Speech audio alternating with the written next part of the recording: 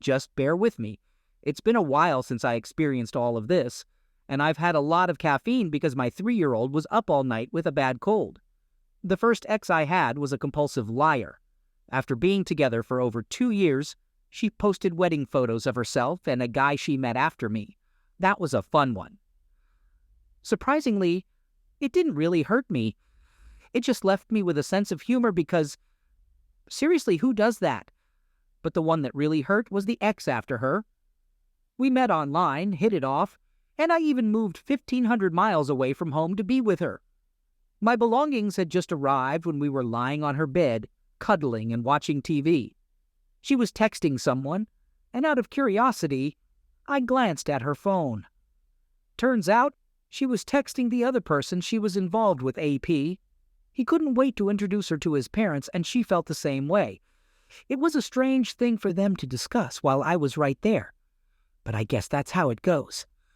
When I was about to leave and go back to my apartment, I confronted her about what I had seen on her phone. She exploded in anger, yelling and shouting, going on about how dare I invade her privacy and all that blah blah blah. I went home, couldn't sleep, and the next morning I went to her parents' house to talk things out. She was still acting like complete trash, so her dad took her to another room for a few minutes. When she came back out, she was in tears, apologizing and saying a bunch of empty words. She swore to me that she had cut off all contact with the other guy, that she wouldn't see him anymore, and all that nonsense. Here's the ironic part. They were classmates in a nursing program, so they spent the whole day together. I couldn't confirm what they were doing or not doing. She did a good job at hiding it. And then, not long after the incident, she told me that at school he tried to kiss her, and she rejected his advances.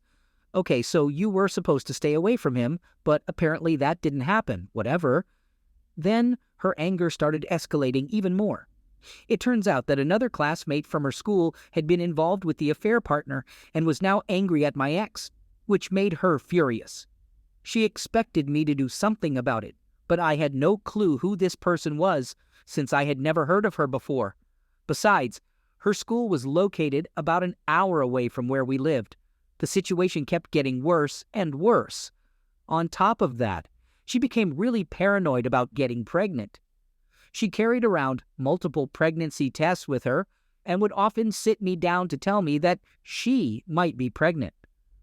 Once, she asked me to drop her off at Planned Parenthood for a checkup, which ended up taking a few hours because she didn't have insurance.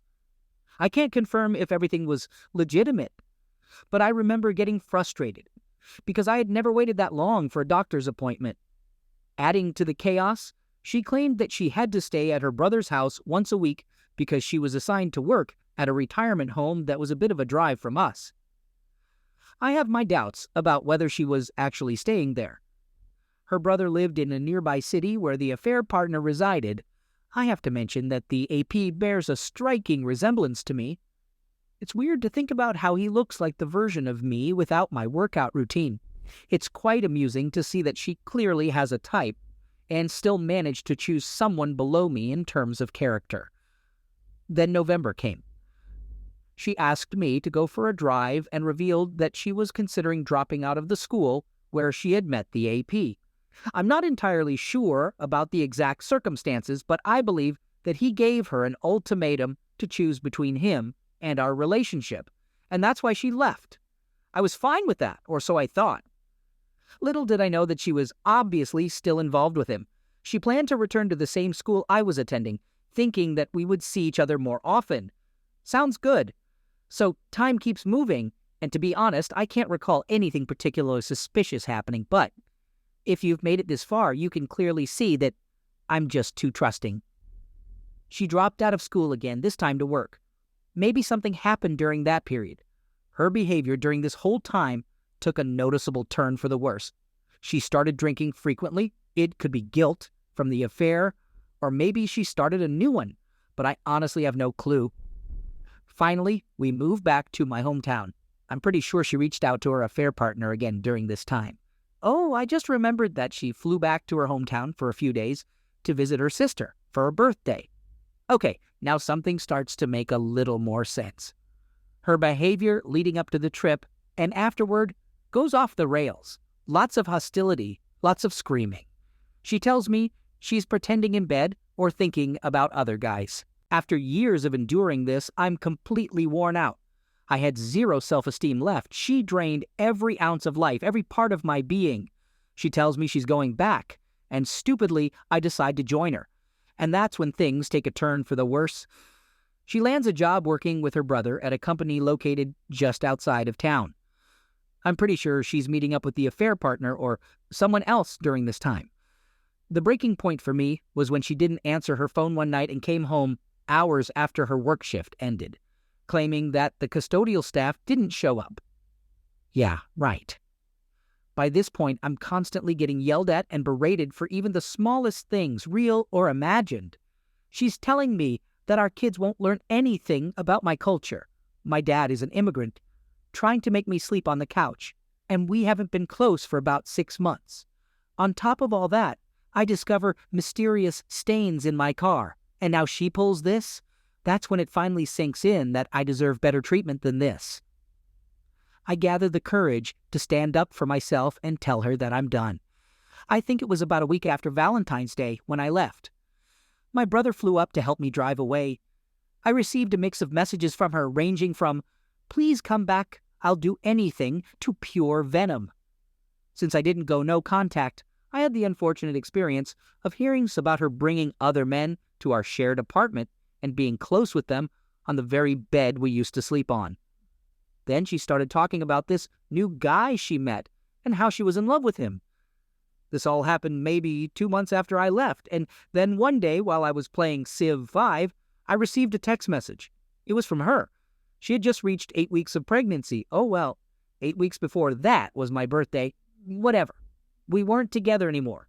She wanted me to hear the news directly from her before she posted it on social media. How thoughtful.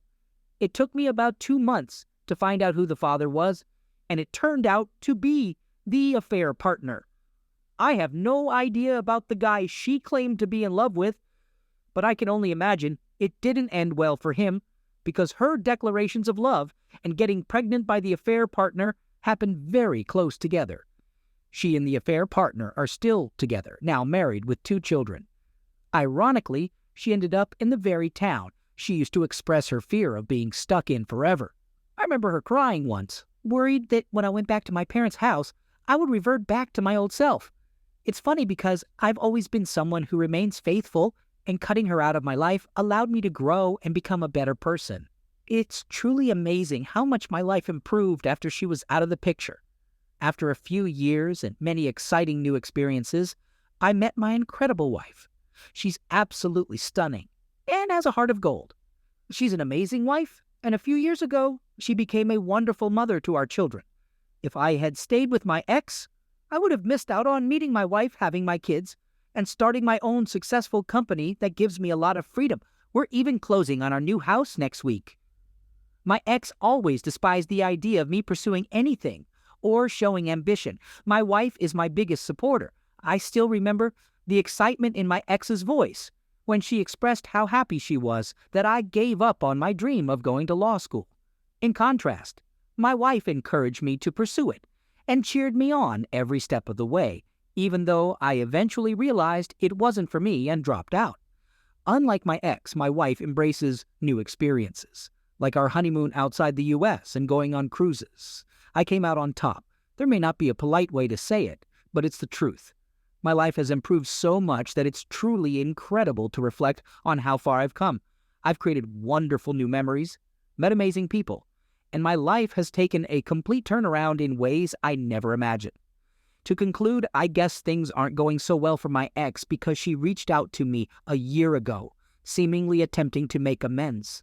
She apologized for all the hurtful things she said and did, and mentioned that there's still a place in her heart for me because I was her first love. Well, too bad for her, right? Sometimes things just don't work out.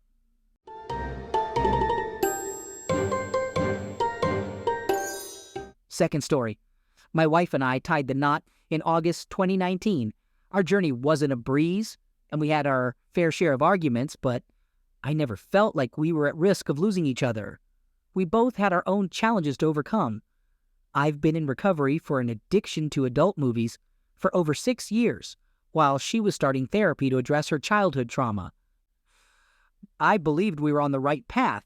By August of 2020, our relationship still had its rough patches, but hey, it was our first year of marriage, so it was expected to be a bit tough, right?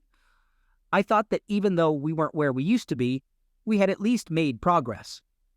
However, a few weeks into August, my wife started growing more distant. She spent increasingly more time with her male co-workers. I started getting worried, but every time I tried to talk about it, she reassured me. You struggle with lust, not me. I'm never alone with them. I just get along better with guys, and so on. I had my doubts, but I convinced myself that she was right. After all, I was the one dealing with my ex-movie struggle, so maybe I needed stricter boundaries than her, right? We had a discussion early on in our marriage about not being alone with someone of the opposite sex to avoid any potential issues. While she acknowledged our agreement, she didn't think it applied to her because her struggles weren't related to sex. She expected me to be fine with her spending time with male coworkers since they were all Christians working at a Christian restaurant. What bad could come from that? In the middle of August, we celebrated our anniversary by going on a group trip. We rented an Airbnb in the Northern Peninsula and invited our closest friends, including the guy I later discovered she was having an affair with. During the trip, my suspicions grew stronger. She distanced herself from me and spent more and more time alone with this guy, despite my concerns. It all came to a head when I returned one night and realized they were swimming together in the lake, just the two of them. Her behavior even raised eyebrows among her other friends, who called her out on it. Moving ahead, it was August 30th when everything came crashing down. D-Day. By that time, I had grown increasingly suspicious, and every night when she returned home, the questions of where have you been and who were you with would start. I didn't think she was currently having an affair, but I expressed my belief that she was putting herself at risk of having one. Spending so much one-on-one time in close settings with someone else was bound to develop feelings, in my opinion. Anyway, on the 30th, as we were leaving church, she seemed distant once again. I decided to ask her directly, "Are you committed to this marriage?" That's when she responded with, "We need to talk." She took me to a park and revealed what had been happening. She admitted that the affair had been going on since our anniversary. She confessed her love for this guy and made it clear that she had no intentions of ending their relationship. That was just about a month ago. In the few interactions we've had since then, she has been very clear that she doesn't want to reconcile our marriage, even if this other guy wasn't in the picture. She claims that if our marriage hadn't already been falling apart, she wouldn't have sought someone else. My logical mind knows that's a weak excuse, but deep down, I still blame myself. Meanwhile, she continues to see this guy openly expressing her love for him on Instagram and talking to her friends about how I should have fought harder for her. It's worth mentioning that she's a manager at this so-called Christian restaurant, and he's a new employee. Apparently, her boss is aware of the situation and has chosen to forgive her, which basically means they're sweeping it under the rug and going against their own supposed values. I never thought I'd be facing a divorce, but it seems like the choice is being made for me. Even if she suddenly wanted to work on things, I'm not sure I could. Right now, I'm living with my parents, and it's all just too overwhelming at times. I still wear the ring, not ready to take it off. I know she doesn't wear hers anymore, but I can't let go just yet. There are moments when I feel hopeful about the future, but then there are times when even basic tasks feel too difficult. I can't sleep properly due to disturbing dreams, and I'm just trying to get through each day. I do have things to keep me occupied, and I have a new job starting in October, which will be a positive change. But that's where I stand for now. I have an appointment with a lawyer on Tuesday. According to them, the legal process should be relatively straightforward, at least in terms of logistics. I've also resumed my weekly therapy sessions. My therapist is a Christian, but not the kind who just throws religious phrases at me without reason. He's supportive and incorporates faith-related discussions if I ask for it. By the way, the restaurant she works at is Chick-fil-A. She always boasted about how their Christian values made them different from other places. I recently discovered that she's been telling people that the reason we're separated is because I was offensive. I spoke to my lawyer about it, and he reassured me that it wouldn't have a negative impact unless she filed for a personal protection order and had solid evidence. So I need to avoid going to her workplace or contacting her. Yesterday, I received the ring back, and it was really tough for me.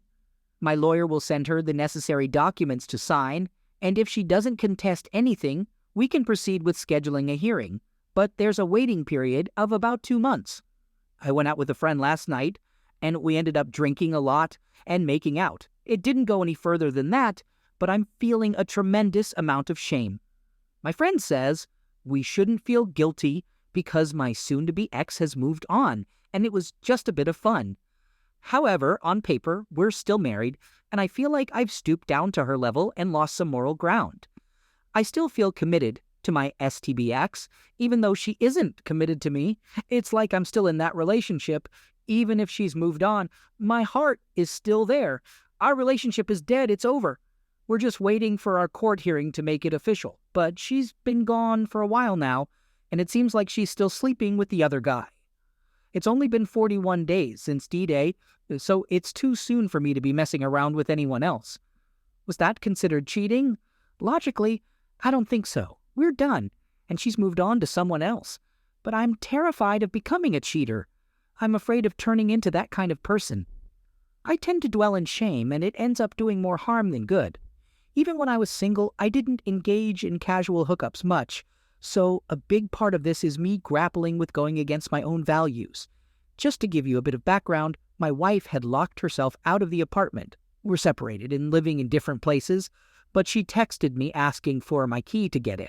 She said she was using the landlord's copy, but needed mine.